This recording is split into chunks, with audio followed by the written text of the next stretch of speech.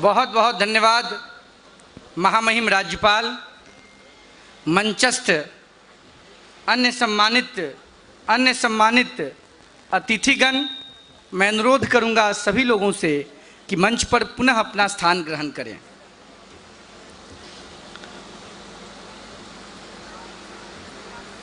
हम उस शख्सियत को सुनना चाहते हैं जिस शख्सियत ने, दुबे जी,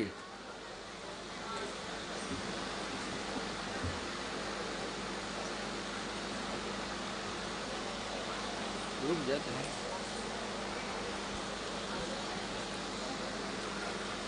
नीता खन्ना जी और उनकी मां लगातार समाज में अच्छा काम करती हैं।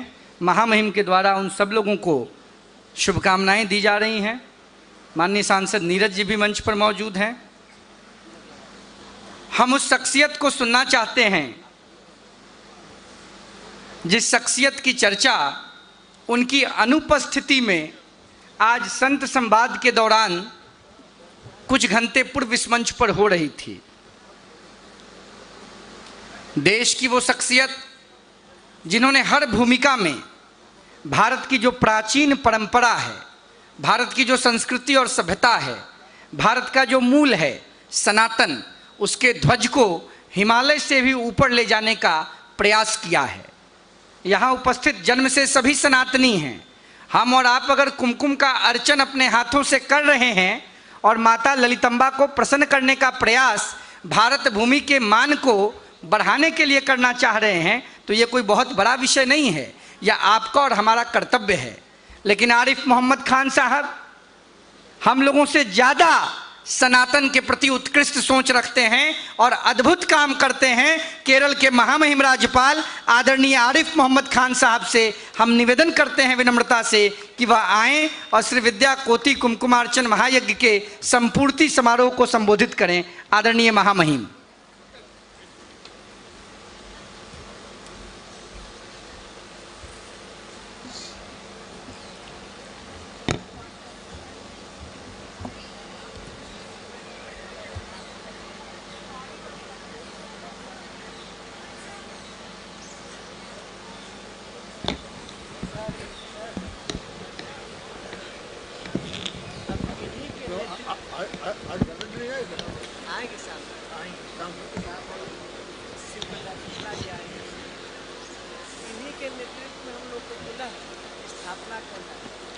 श्रद्धेय स्वामी अभिषेक ब्रह्मचारी जी, श्रद्धेय स्वामी सर्वेश्वर जी, श्रद्धेय स्वामी देवी जी, हमारे भाई सांसद नीरज शेखर जी, भाई अनुराग जयपुरिया जी, तपेश बगाती जी, स्वामी वेंकटेश जी, रोहित कुमार सिंह जी, डॉक्टर मीना पिपला पुने, नीता खन्ना जी, डॉक्टर विनोद डोगरा जी, अनिमेश जी, उमेश जी, यहाँ पर उपस्थित हमारे सभी श्रद्धेय संतजन और माताओं, बहनों और भाइयों, मैं सबसे पहले तो स्वामी अभिषेक ब्रह्मचारी जी को बहुत धन्यवाद देना चाहूँगा कि वो रोहित सिंह और दूसरे साथियों के साथ पधारे, मुझे आमंत्रित किया और ये मौका दिया कि मैं भी आपके साथ ये पुनीत कार्य जो पिछले लगभग एक सप्ताह से चल रहा है, मैं भी इससे लाभान्वित हो सकूं। मैं बोलना कुछ और चाहता था, लेकिन मेरे बारे में महाराज ने इतना आशीर्वाद, साधुवाद, विनोद जी, डॉक्टर साहब, रोहित जी, सब लोगों ने, तो मुझे लगता है कि वहाँ मैं बहुत आभारी हूँ, लेकिन थोड़ा सा उसको स्पष्ट करने की ज़रूरत है। हमारे यहाँ कहा गया है, सूतो व सूत पुत्रो वायो व कोवा भवाम मेहम देवा यत्तम कुले जन्मा मदा यत्तंतु पौरुषम।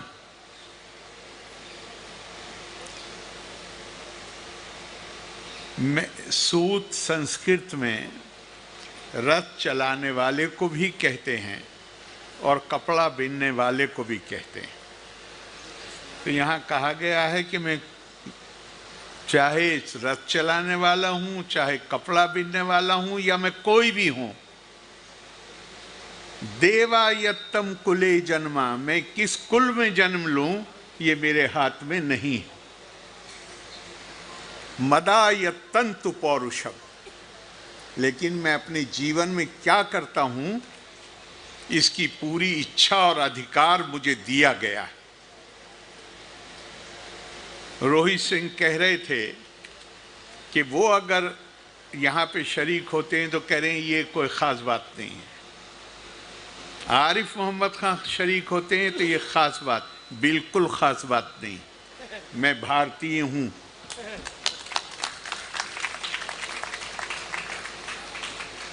बिल्कुल भी ख़ास बात नहीं है।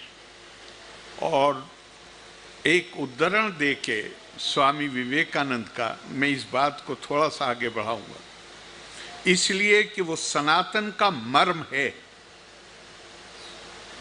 अभी महाराज बोल रहे थे तो उन्होंने कहा कि पद्धति कोई भी, नाम भी अनेकों नाम हैं, और पद्धति किस तरीके से वहां पहुंचना है ये तो बताया ही नहीं गया है। आकाशात् पतितं तोयम यथा गच्छति सागरम सर्वदेवा नमस्कारा केशवम प्रीति गच्छति। किसी नाम से उसे पुकार लो। स्वामी विवेकानंद ने शिकागो में यही कहा था। उन्होंने कहा, रुचि नाम वैचित्रिया दिर्जु कुटिल नाना पज्जुशाम निर्णाम एको गम्यस तोबसी पैसा मरनवे। उन्होंने पूरी दुनिया को इस मंच से खड़े होकर बताया, मैं उस परंपरा से आता हूं जहां हमारे देश के लोग, उन्होंने 35 करोड़ की संज्ञा प्रयोग की थी, उस वक्त उतनी आबादी होगी, अपने दिनचर्या प्रारंभ करते हैं इस प्रार्थना के साथ कि प्रभु जिस तरह विभिन्न नदियां, नाले, चश्मे विभिन्न स्रोतों से निकलकर टेढ़े मेढ़े सीधे रास्ते लेते हुए समुद्र में लीन हो जाते हैं, इसी प्रकार हम इंसान अपनी अपनी प्रवृत्ति के अनुसार, अपनी प्रकृति के अनुसार, प्रकृति यान्ति भूतानि, हर व्यक्ति उस प्रकृति के अनुसार काम करता है जिस पर उसे प्रकृति ने पैदा किया। तो हम भी अपनी अपनी प्रवृत्ति और प्रकृति के अनुसार विभिन्न रास्ते लेते हुए प्रभु आखिर में तुझी में लीन हो जाते। और एक नहीं है, हमारी जैन परंपरा में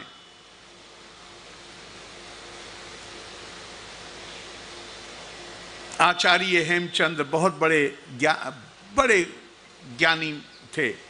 राजा कुमारपाल उनके ज़माने में राजा थे। राजा कुमारपाल उनके ज्ञान से बड़े प्रभावित थे। दूसरे जो विद्वान थे उनके दरबार में उन्हें बुरा लगता था। एक बार राजा कुमारपाल ने द्वारका जाने का निश्चय किया। वो लोग बहुत खुश हुए कि राजा आरती करेंगे। आरती करने के बाद चूंकि आचार्य हेमचंद्र उनके बहुत नज़दीक हैं, हो गए हैं, तो वो थाली आरती करने के लिए उनकी तरफ बढ़ाएंगे। अब अगर वो आरती करेंगे राजा के थाली देने के बाद, तो वो अपने मत का खंडन करेंगे, और अगर आरती नहीं करेंगे तो राजा की नजरों में गिरेंगे। और बिल्कुल ऐसा ही हुआ। राजा ने आरती करने के बाद कुमारपाल ने थाली बढ़ा दी आचार्य हेमचंद की तरफ। उन्होंने थाली हाथ में ली और कहा, भव बीजांकुर जन्ना राग आद्या क्षेमु पागता यस्से ब्रह्मा व विष्णुर्वाहरो जिनोवा नमस्तस्मै। उन्होंने कहा, मुझे चाहे ब्रह्म हो, चाहे विष्णु हो, चाहे शिव हो, चाहे जिन हो, मैं तो उस वीत राग आत्मा को प्रणाम करता हूं। ये भारत की ये चीज आपको भारत किसी गैर भारतीय परंपरा में नहीं मिलेगी। ज्ञानार्थी नाम पुराता अनंत मार्गा संति यावंता पंथा खगा अनंत आकाशे उड्डीयन्ते मत्स्या चा अगाहा समुद्रेषु तरंती। ज्ञानी व्यक्ति ये जानता है कि उस तक पहुंचने के 1000 रास्ते हैं। 1000 तो मैं ऐसे ही प्रयोग कर रहा हूं।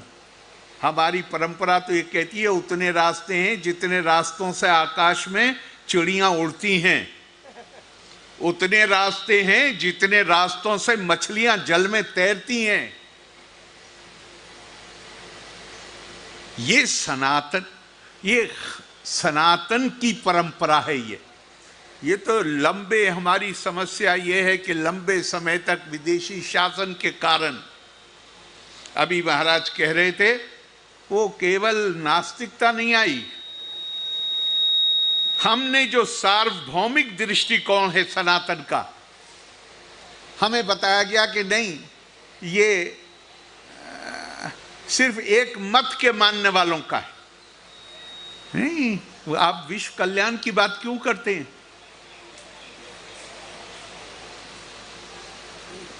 सर्वे भवन्ति सुखिनः की बात क्यों करते हैं? इसलिए कि आमतौर से तो परंपरा यह है कि जिस मत के मानने वाले हैं उस मत के मानने वालों के कल्याण की बात होती है। सनातन में ऐसा नहीं। सनातन में तो सर्वे भवन्तु सुखिनः सर्वे सन्तु निरामया सर्वे भद्राणि पश्यन्तु मां कश्चित् दुख भाग भवेत्। और इसलिए स्वामी विवेकानंद ने कहा कि मैं मुसलमान की मस्जिद में भी जाऊंगा,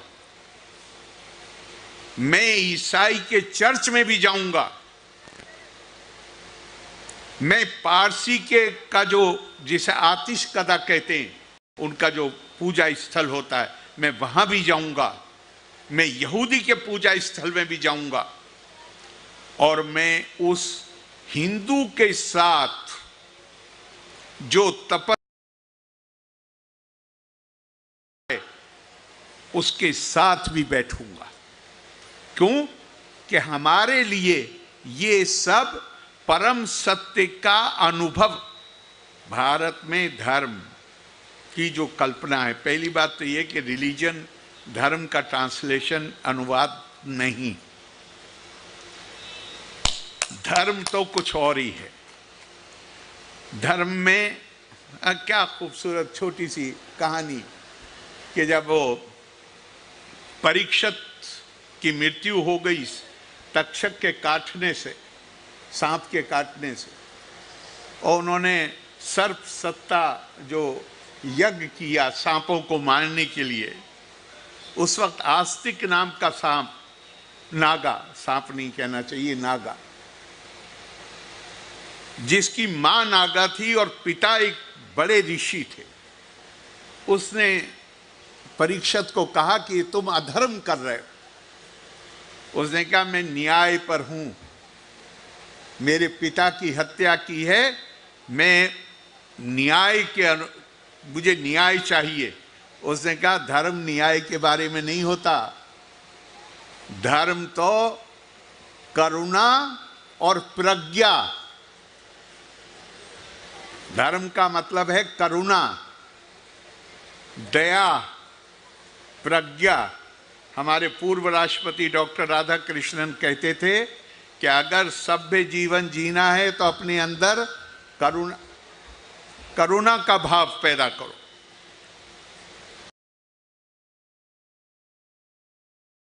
महिलाओं में नैसर्गिक तौर पर आता है, प्रकृति ने उन्हें दिया है। पुरुष को इसके लिए खास तौर से कोशिश करनी चाहिए। तो धर्म एक और जगह पे महाभारत में, जब पांडव उनको वनवास हो गया है, वो वहां रह रहे हैं, तो दुर्योधन, कर्ण, शकुनी अपनी पूरी लाव लश्कर के साथ, और ये आनंद लेने के लिए कि वो कितने कष्ट में हैं, देखने के लिए जंगल में जाने का फैसला करते हैं। और वहां पे वो टेंट लगा रहे हैं, नाच गाना हो रहा है, अच्छे अच्छे खाने पक रहे हैं, भीम को उसकी सुगंध आ रही है, जो भीम के साथ अत्याचार है, और एकदम से सब हाहाकार मच जाती है।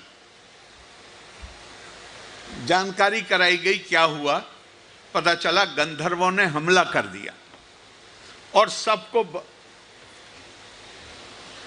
हमले में सबको, सारे कौरवों को और उनकी फौज को, उनके लाव लश्कर को उन्होंने बंधक बना लिया। तो युधिष्ठिर को जब पता चला, जो धर्मराज हैं याद रखिएगा, तो वो कहते हैं अपने भाइयों से कि हमें कौरवों की मदद करनी चाहिए। कौरवों के निकाले हुए हैं, जंगल में जीवन बिता रहे हैं और कह रहे हैं हमें कौरवों की मदद करनी चाहिए। तो द्रौपदी ने कहा कि क्यों, हमें उनके हाल पे क्यों नहीं उनको छोड़ देना चाहिए, और भाइयों ने भी वही बात दोहराई। तो धर्मराज ने कहा कि इस समय कौरव निस्सहाय हैं। धर्म का मतलब है निस्सहाय की सहायता करना, और अगर हम सहायता नहीं करते हैं तो जिस तरह उनका आचरण अधर्म पर आधारित है, हम भी अधर्मी हो जाएंगे। धर्म का मतलब रिलीजन नहीं है। आप विनोद जी ने सही कहा, उन्होंने कहा कि पूजा पाठ नहीं आती उसमें, वो तो आपका जैसे जी चाहे वैसे करिए। उत्तम सहज अवस्था, द्वितीय ध्यान धारणा, तृतीय प्रतिमा पूजा, होम यात्रा चतुर्थे, अचिंत्य सिया प्रामे यस्या निर्गुण सिया शरीरिना, उपासका नामो सिद्धियार्थम ब्राह्मणो रूप कल्पना। जिस तरीके से चाहे करिए। आपका यज्ञ विश्व शांति। आपको विश्व शांति की चर्चा क्यों है? अरे अपनी शांति देखें। हमें चिंता है क्योंकि हमारी जो परंपरा है वो स्वार्थ की परंपरा नहीं है। सनातन की जो परंपरा है वो ये जानती है, जो आज यूनाइटेड नेशंस कह रहा है, कहता है कि गरीबी कहीं भी हो, वो समृद्धि जहां भी होगी उसके लिए खतरा है।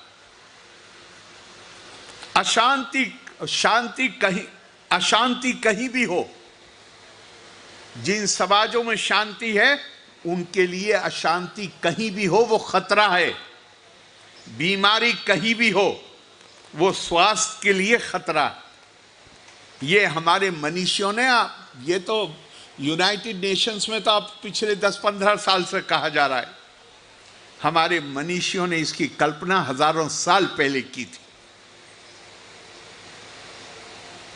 अब ये आपने बार बार शब्द प्रयोग किया है कि करपात्री जी महाराज ने धर्म सम्राट का शब्द प्रयोग किया है, जो उनको उनके जीवन में ही दिया गया था,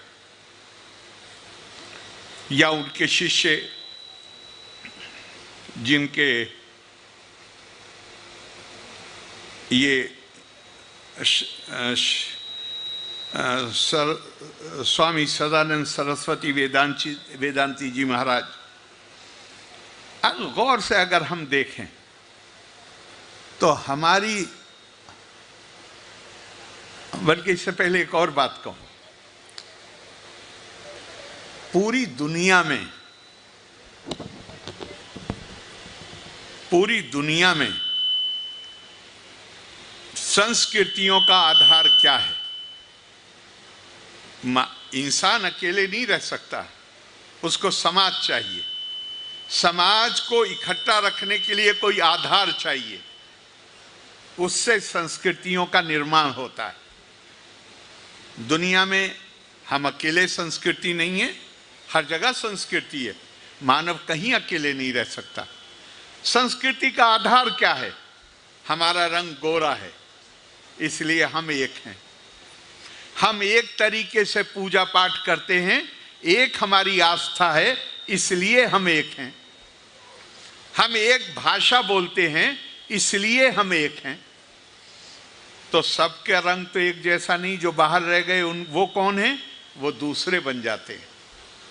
सब एक भाषा नहीं बोलते, सब एक तरीके से पूजा पाठ इबादत नहीं करते, तो जो बाहर रह गए वो दूसरे हो गए। और हमारी परंपरा बताती है, द्वैत यादा वै भय भवती, दूसरे से इंसान को हमेशा डर लगता है।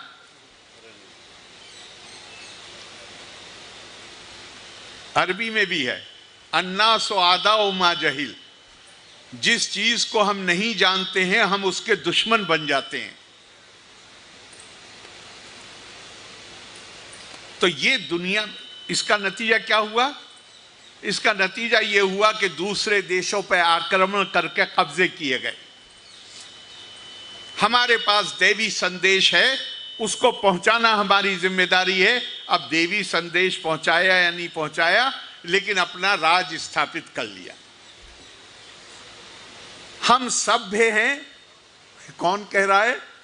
हम सभ्य हैं, दुनिया में सभ्यता को ले जाना हमारी जिम्मेदारी है। कौन कह रहे हैं? हमारे यहाँ 4000 साल पहले, हमारी जो किताबें हैं 4000 साल पहले तो एक तरह से लिपिबद्ध की गई। एक दिन में नहीं चेतना पैदा होती है, उससे हजारों साल पहले से वो चेतना पैदा हो रही होगी। और ये कहने वाले कौन थे? जो 1000 साल पहले उनके पास घर भी नहीं थे, ठंड से बचने के लिए पहाड़ों की, क्या कहते हैं साहब, केव को क्या कहेंगे, गुफा में रहते थे। वो कह रहे हैं कि हम तुम्हारे ऊपर राज करेंगे, तुम्हें सभ्य बनाएंगे, ये हमारी जिम्मेदारी है। और पता चला कि भारत,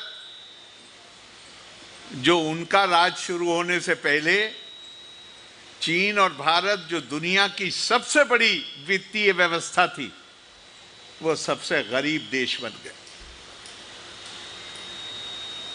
तो अब पहली बार उनके यहां चेतना आनी शुरू हुई 2 महायुद्धों के बाद।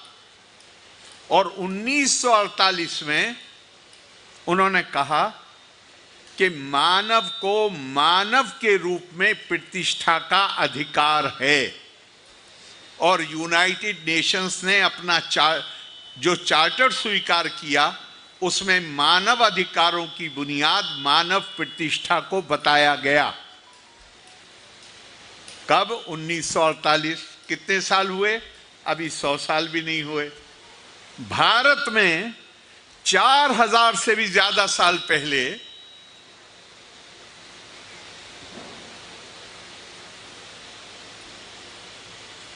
आपके, मैं अंदर घुसा तो आदि शंकराचार्य के कई जगह चित्र लगे हुए हैं। तो हम 4000 साल को छोड़ते हैं, 1100-1200 साल पहले एक नौजवान निकलता है केरला के एक गांव कालड़ी से, पूरे देश का भ्रमण करता है, 4 मठ स्थापित करता है और हर मठ को एक महावाक्य देता है। वो महावाक्य उसका अपना नहीं है, वो महावाक्य लिया है उसने 4000 5000 साल या उससे भी पहले के जो वेद हैं उनमें से उसने एक एक महावाक्य लिया है।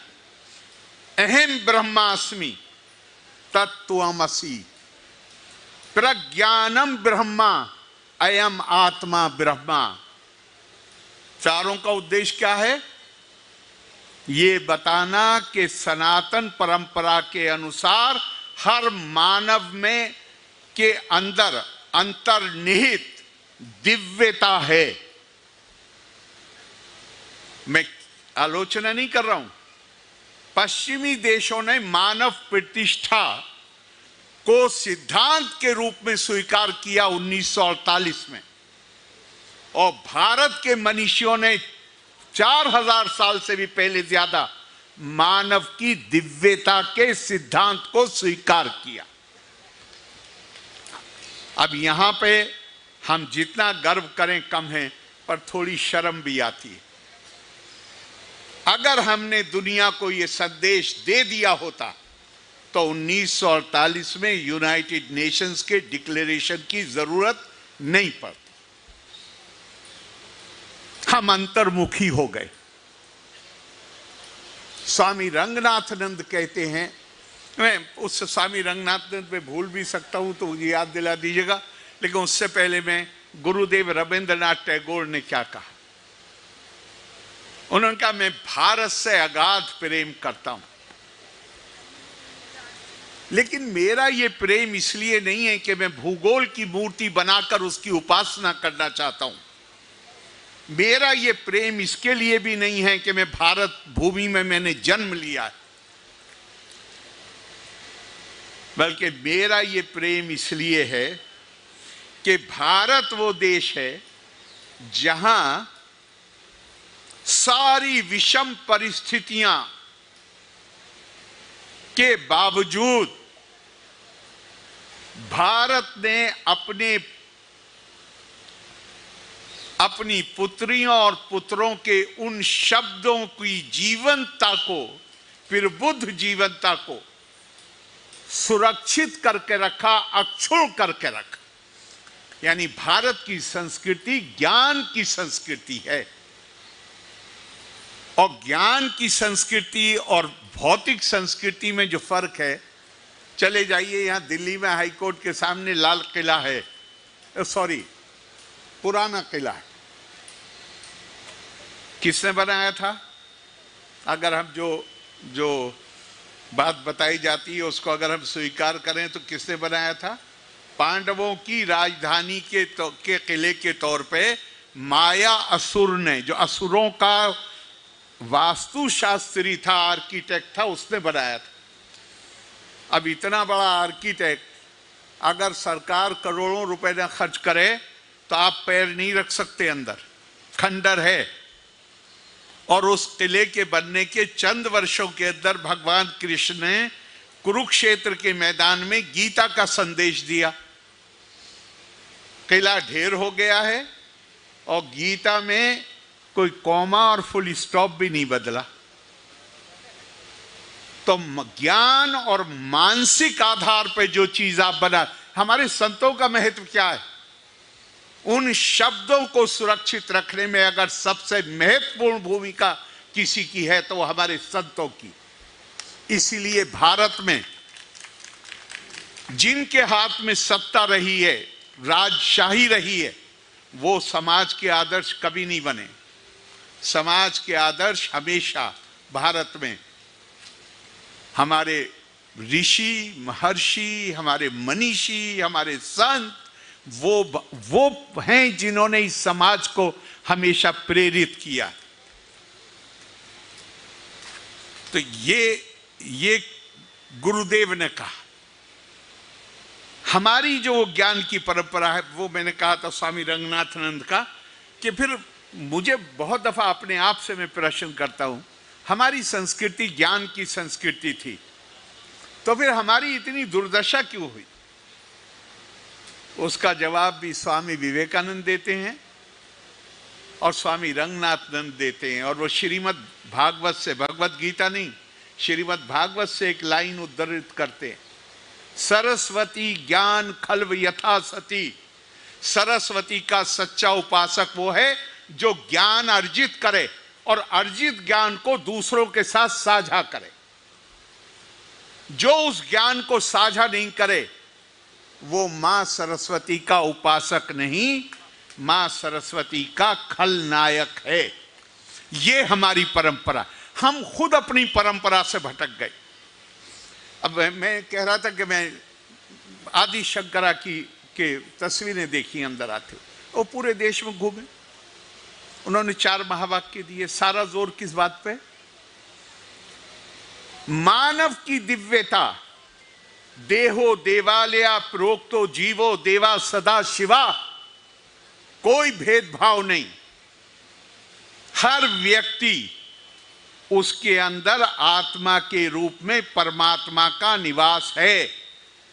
शंकराचार्य ने ही कहा, श्लोकार्धेना प्रवक्ष्यामि यदावंता गिरंथा कोटिशा, ब्रह्म सत्यम जगत मिथ्या, जीवो ब्रह्मेवा ना परा। हजारों किताबों में जो लिखा हुआ है वो मैं तुम्हें बताता हूं, आधी लाइन में, आधे श्लोक में। वो क्या है? ब्रह्म सत्य है, जगत मिथ्या है और जीव ही ब्रह्म है। ये नहीं कहा कि जो किसी खास परंपरा को मानने वाला है वो ब्रह्म है, कहा जीव ही ब्रह्म है। और इसीलिए इंसान नहीं, इस परंपरा में अगर किसी का विश्वास है तो इंसान तो छोड़ दीजिए, वो तो हमारे यहाँ आता है कि जितने भी जीव हैं उसमें उसका सर्वोच्च स्थान। लेकिन हमें ये भी अधिकार नहीं है, अगर इस परंपरा के प्रति आदर है, इसके प्रति आस्था है, तो हमें ये भी अधिकार नहीं है कि हम जानवर के साथ भी ज्यादती कर सकें, चिड़िया के साथ ज्यादती कर सकें, पानी के जीवों के साथ ज्यादती कर सकें। और तो छोड़िए, पत्थर में भी लात मारने का अधिकार नहीं। पता नहीं किस पत्थर में अहल्या हो, और कौन जाने कि हम अगले जीवन में पत्थर हों।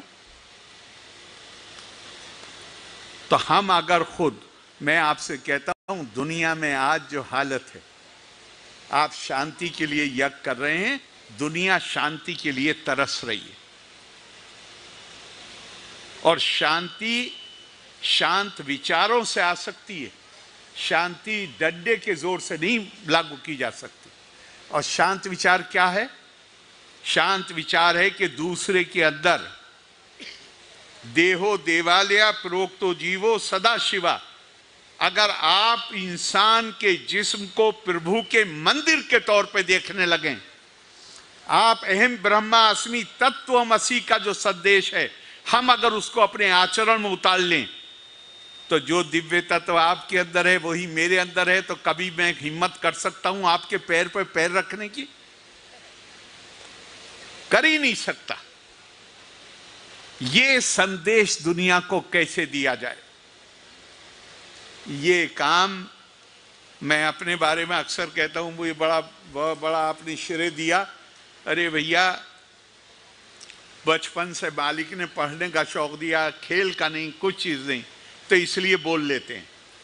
लेकिन हमारी परंपरा ये कहती है कि मैं जो कुछ बोला हूं, अगर इसे वास्तविक रूप में मैंने अपने अंदर धारण कर लिया तो मेरी बोलती बंद हो जाएगी। यतो वाचो निवर्तन्ते अप्राप्या मनसा सहा, बोलती ही बंद हो जाएगी। फिर जैसे गूंगे आदमी से पूछिए कि खीर कैसी है, तो वो बेचारा इशारों में ही बता सकता है, फिर बोल के तो वो बता नहीं सकता।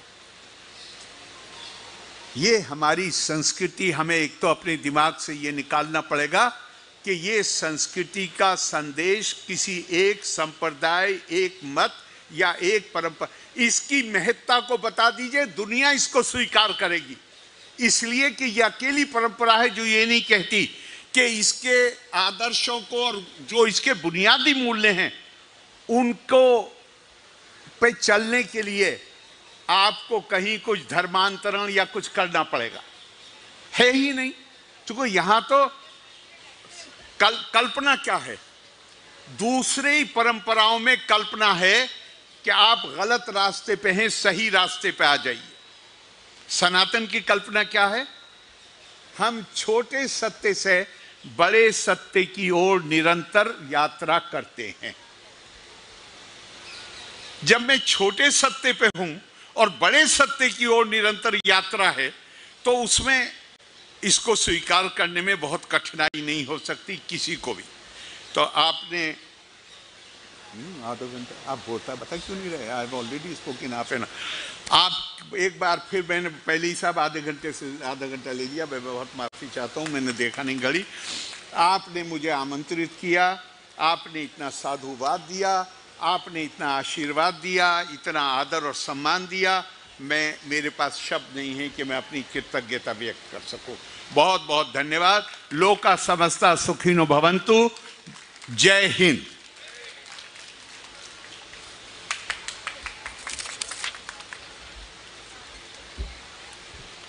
बहुत बहुत धन्यवाद महामहिम राज्यपाल आदरणीय आरिफ मोहम्मद खान साहब।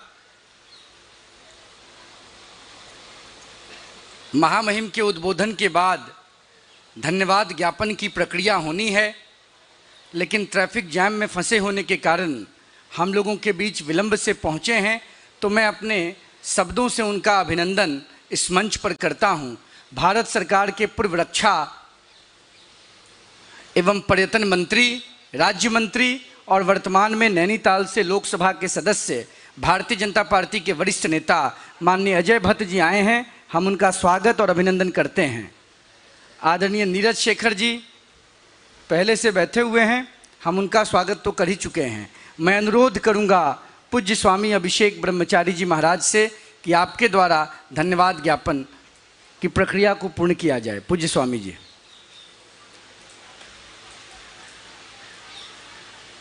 वही माइक उमेश जी, वही माइक दे दीजिए, वो माइक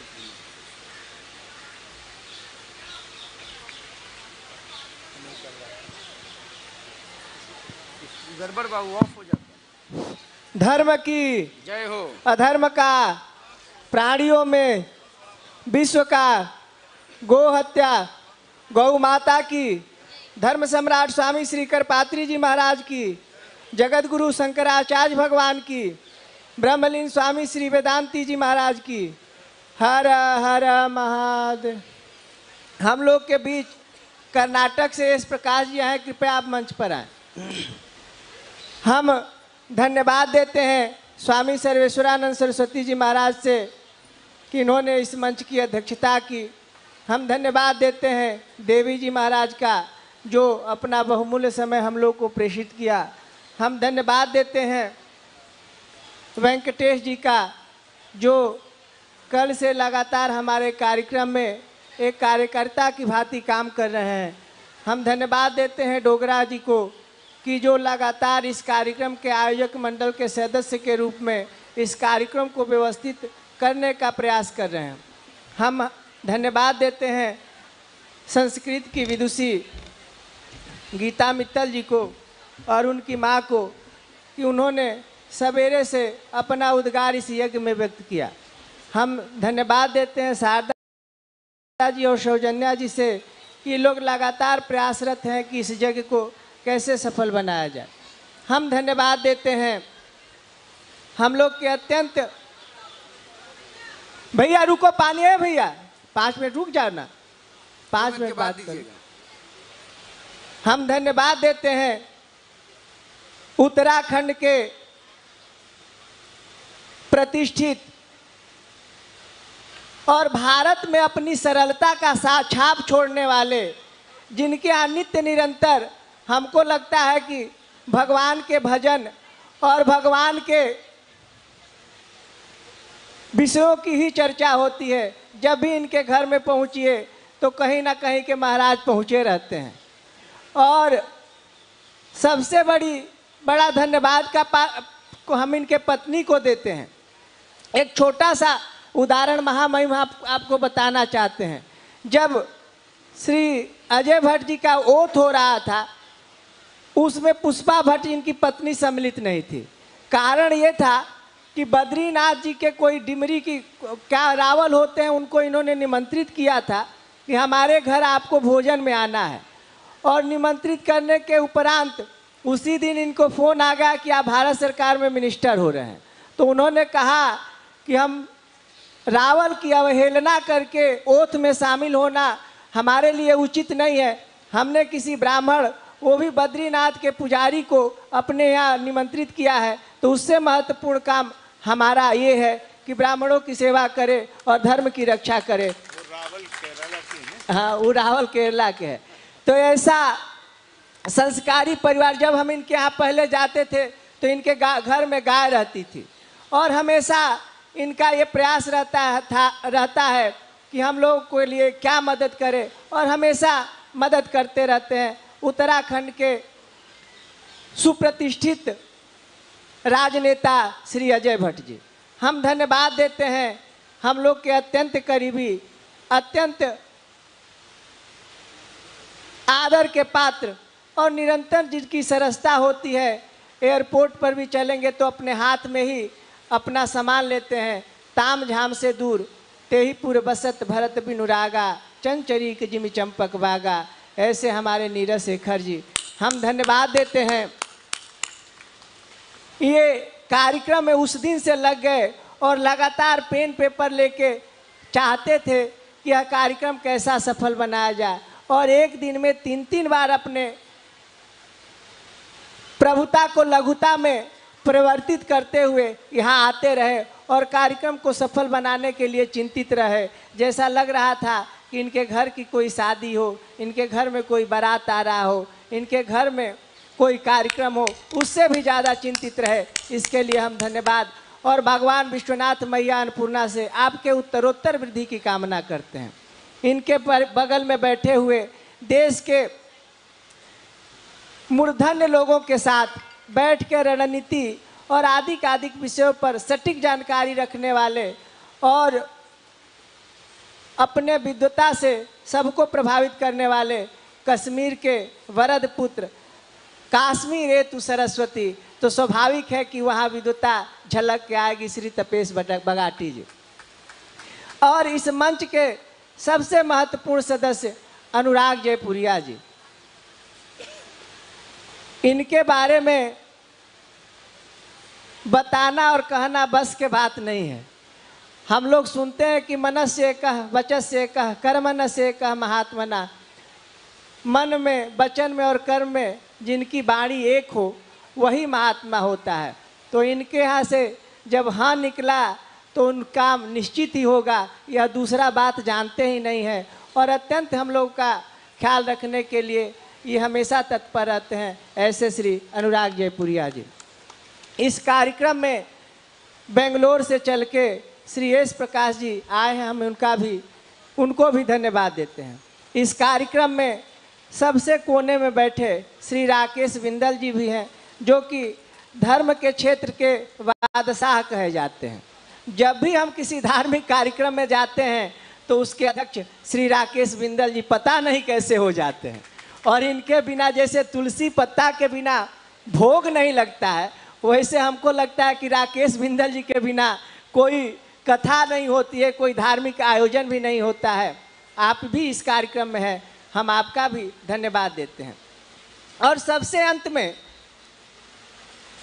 हम स्वागत करना चाहते हैं केरला के महामहिम राज्यपाल और उत्तर प्रदेश के लाल। और जब ये अपनी ज्ञान सरस्वती का प्रवाह हम लोग के सम्मुख कर रहे थे, तो लग रहा था कि कहाँ का पंडित, कहाँ का वैद्य, कहाँ का विद्वान। महाभारत में भी उतनी गति देखने को मिल रही थी, भागवत गीता में भी वही प्रभाव देखने को मिल रहा था, पुराण और साहित्य के दर्शनों में भी वही गति देखने को मिल रही थी। विवेकानंद और स्वामी करपात्री जी महाराज पर भी उतना पकड़ बनाए हैं। अन्य धर्मों के एकमात्र अपने मन मस्तिष्क में समाकर चलता फिरता लाइब्रेरी के रूप में आपने हम लोग के सामने अपने आप को प्रस्तुत कर दिया। तो वहाँ तो बात अपने आप छोटी पड़ जाती है कि किस शब्द से आपका स्वागत और किस ओर से आपका धन्यवाद दिया जाए। परंतु इस अखिल भारतीय धर्म संघ के मंच पर आपका भी स्वागत है। जैसा कि डॉक्टर डोगरा जी ने बताया कि अखिल भारतीय धर्म संघ उन सब व्यक्तियों का सम्मान करता है जो देश के लिए, राष्ट्र के लिए और समाज के लिए तत्पर रहता है। उन श्रेणी में आपका भी एक योगदान है। हम देखते रहे कि आपने संवैधानिक पद को कितना महत्वपूर्ण ढंग से निभाया। कुछ दिन पहले, लगभग साल भर पहले, एक पेपर में न्यूज आया कि महामहिम राज्यपाल आरिफ मोहम्मद खान और सरकार के बीच में टनी। तो देखने के बाद आदमी को लगता है कि क्या बात है। हमने उसको क्लिक किया तो पढ़ा कि सरकार में जितने पार्टी के कार्यकर्ता है उन लोगों को 2-3 साल के लिए कहीं रख दिया जाता है और सरकार उनको पेंशन देती है। इसका आपने पुरजोर विरोध किया। और सनातन धर्म में यही होता है कि सनातन धर्म का यही एक मूल बिंदु है कि भ्रष्टाचार को मिटा दो और कोई व्यक्ति लाभ न पाए, संस्था पाए। और संस्था जब बची रहेगी तो व्यक्ति बचा रहेगा और व्यक्ति बचेगा तो पुनः संस्था का निर्माण कर लेगा। तो संस्था को बचाना ज़्यादा जरूरी है। आपने संवैधानिक संस्था के पद पर रहते हुए, संस्थागत नियमों का पालन करते हुए अपने आप को भारत भूमि के वरद पुत्र के रूप में स्थापित किया। इसके लिए आपको कोटिशः धन्यवाद। यह अखिल भारतीय धर्म संघ का मंच आपको दे रहा है और पुनः आप इस कार्यक्रम में आए, इसके लिए हम हृदय से आभार व्यक्त करते हैं। और इस कार्यक्रम में आप तक हमको जोड़ने में हम लोग के भाई, जो हम लोग जब झोला लेके घूमते थे तो मुजफ्फरपुर के रहने वाले श्री अनिमेष आनंद जी, जिसको हम लोग विविध नामों से पुकारते हैं, ये भी हम लोगों के साथ हंसते खेलते घूलते रहते हैं। श्री अनिमेष आनंद जी की भी भूमिका रही और इन्होंने ही प्रेरित किया कि महामहिम गवर्नर हाउस में है, आप भी चलिए और मिलेंगे तो निश्चित रूप से गवर्नर साहब आएंगे। और आप हमारे यहाँ आए, इसके लिए हम पुनः धन्यवाद देते हैं।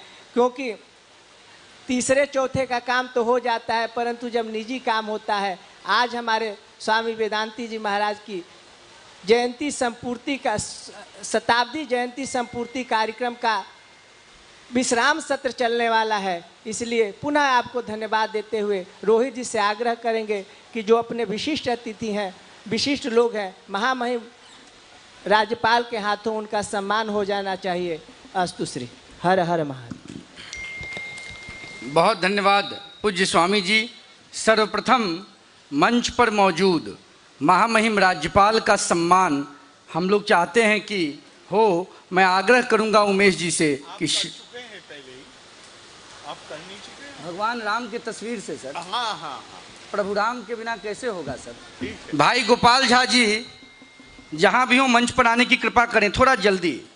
आपने बड़े श्रद्धा से प्रभु राम की तस्वीर को लाने का काम किया। झा जी राम जी के ससुराल से हैं सर, और आप राम जी के घर से हैं, तो ये संगम है बिहार और उत्तर प्रदेश का। मैं आग्रह करूंगा पूज्य स्वामी अभिषेक जी के साथ गोपाल झा जी, आदरणीय नीरज जी, आदरणीय अजय भट्ट जी, तपेश जी, सब लोग महामहिम का सम्मान कर रहे हैं भगवान राम की तस्वीर से। बहुत धन्यवाद झा जी। मैं निवेदन करूंगा महामहिम राज्यपाल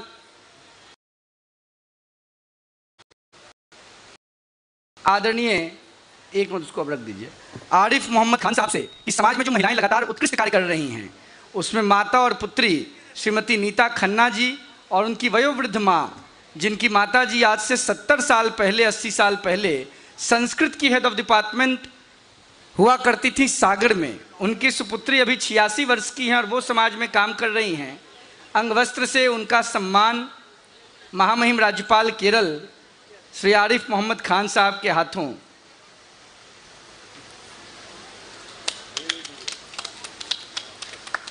बहुत धन्यवाद। नीता खन्ना जी का भी सम्मान।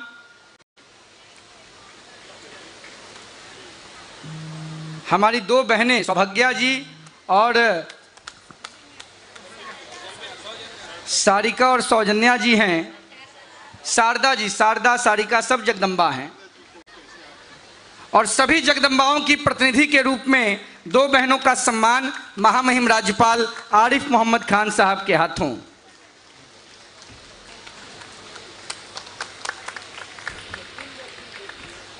श्री राकेश बिंदल जी, आपको भी आशीर्वाद महामहिम राज्यपाल के हाथों इतना धर्म का काम आप करते हैं, एक शरीर और कई जगह विद्यमान होकर एक साथ कई आयोजनों को आप ताकत देते हैं। बहुत ऊर्जा जगदम्बा ने आपको दिया है। महामहिम राज्यपाल के हाथों आपको भी आशीर्वाद मिलता हुआ।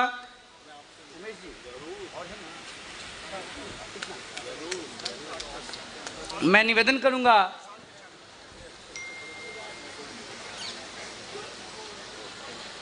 महामहिम राज्यपाल से कि श्री अनुराग जयपुरिया जी जो लगातार समाज में अच्छा काम कर रहे हैं, उनको भी आपके हाथों सम्मान मिले।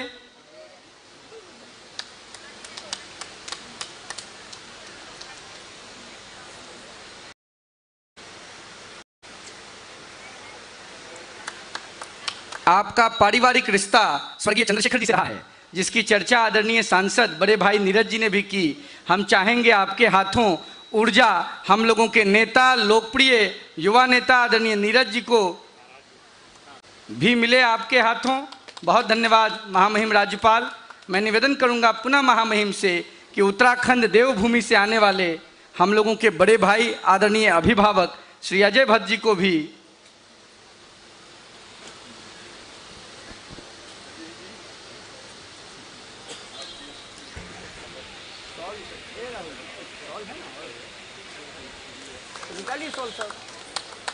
मैं आग्रह करूंगा, खोलिए जल्दी।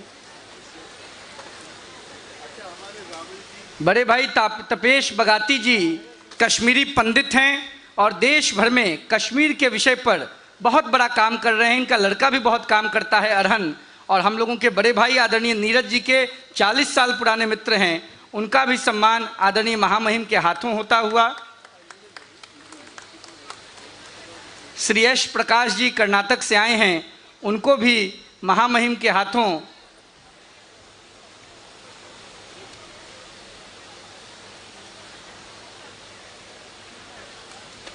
बड़े भाई श्री नीरज शेखर जी को, चूंकि बलिया तो हम चाहेंगे कि महाराज जी के हाथों उनको भी शॉल उड़ाकर सम्मानित किया जाए।